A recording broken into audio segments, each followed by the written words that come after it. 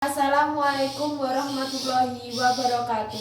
Saya Riffa Azahra dari kelas 12 Busana 4 akan mempresentasikan tugas saya yaitu iklan.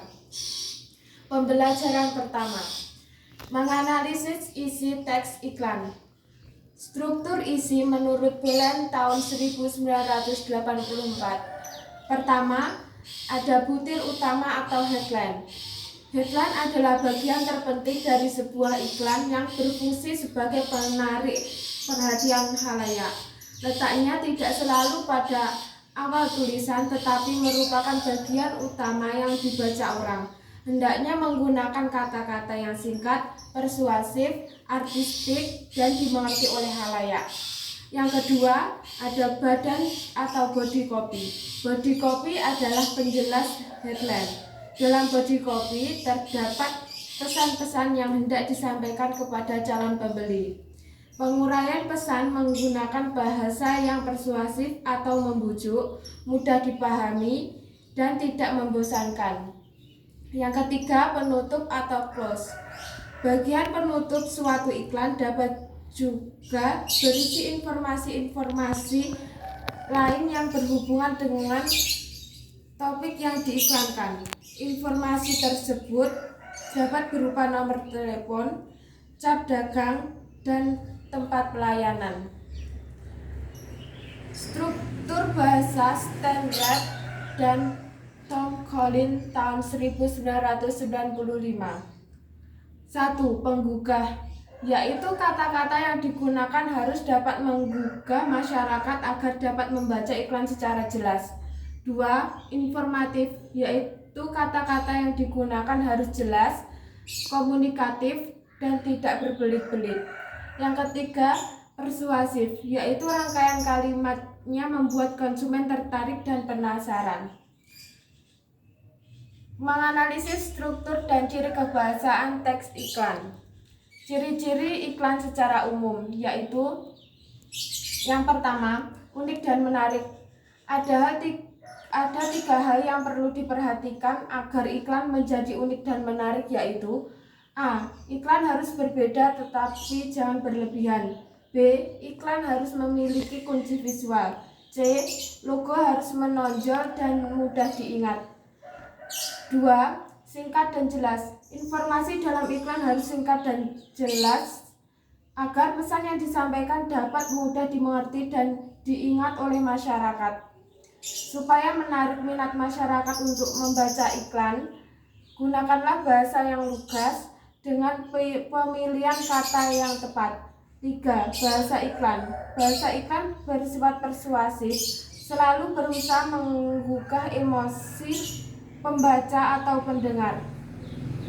Tujuannya agar menjadi sasaran iklan atau konsumen melakukan sesuatu atau bertindak sesuai dengan amanat iklan. Jenis-jenis iklan. 1. Menurut Aloliweri tahun 1992. A. Pembagian iklan secara umum. Di sini ada beberapa iklan secara umum, yaitu iklan tanggung jawab sosial, iklan bantahan, iklan pembelaan, iklan keluarga. B. Pembagian iklan secara khusus. Berdasarkan jumlah sasaran pengguna media, yaitu iklan media above the line, iklan below the line.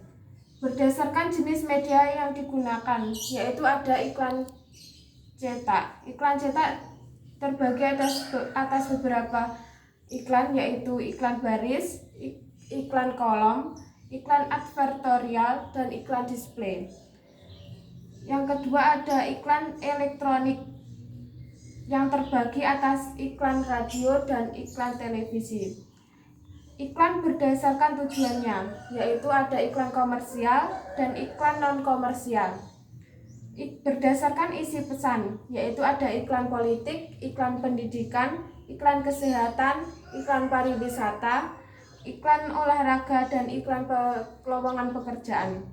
Berdasarkan cakupan atau wilayah sasarannya, yaitu ada iklan lokal, iklan regional, iklan nasional, dan iklan internasional. berdasarkan fungsinya, yaitu ada iklan informasi, iklan persuasi, dan iklan mendidik. Pembelajaran kedua, mengkonstruksi makna dan tujuan isi teks iklan.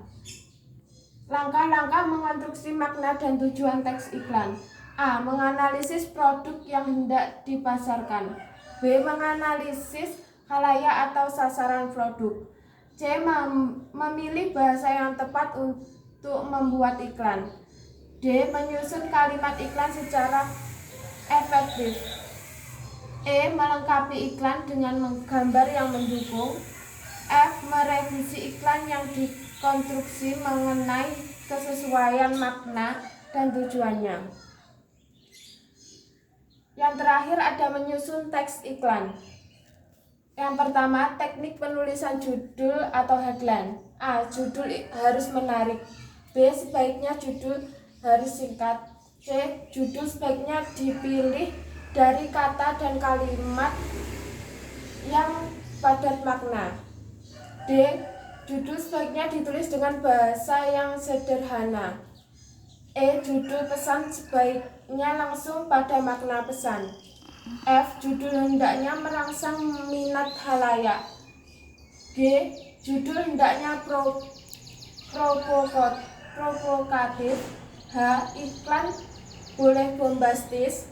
I. Judul sebaiknya ditulis secara mencolok. 2. Teknik penulisan subjudul atau subheadline. Subjudul harus ditulis lebih lengkap dibandingkan body copy. Subjudul diletakkan di atas judul disebut overline atau kicker, sedangkan yang di bawah disebut underline. 3. Teknik penulisan body copy. A. Kata atau kalimat yang digunakan harus singkat, tidak berbelit-belit, dan efektif. B. Powerful. C. Jelas dan informatif. D. Jujur dan dapat dipercaya. E. Mengarah pada tujuan iklan. F. Dramatis. G. Mudah diingat. 4. Teknik penulisan closer. A. Kalimat harus singkat, padat, jelas, dan langsung. B. Kalimat harus mampu mengikat dan menunjukkan kesimpulan isi bacaan. C. Kalimat harus mampu menggerakkan khalayak sasaran kepada penyimpulan. D. Kalimat harus mampu memberi penegasan isi iklan. Yang kelima, ada teknik penulisan flash. A. Membuat flash tidak harus panjang. B. Menaruh flash dengan aspek seni dan keindahan. C. Menempatkan flash secara proporsional dengan memperhatikan bidang. Yang keenam, ada penulisan banner. Penambahan banner sebaiknya lebih mengutamakan keindahan pesan dan menggunakan bagian dalam iklan. Selain itu, penempatan banner tetap memperhatikan estetika. Yang ketujuh, ada teknik pemilihan warna. Pemilihan warna dalam iklan didasarkan pada kesadaran manusia dengan memperhatikan aspek estetika dan psikologis. Ada rumus sederhana untuk membuat iklan lebih menarik. Rumus tersebut adalah AIDA: Attention, Interest, Desire, dan Action. Sekian presentasi dari saya. Terima kasih. Wassalamualaikum warahmatullahi wabarakatuh.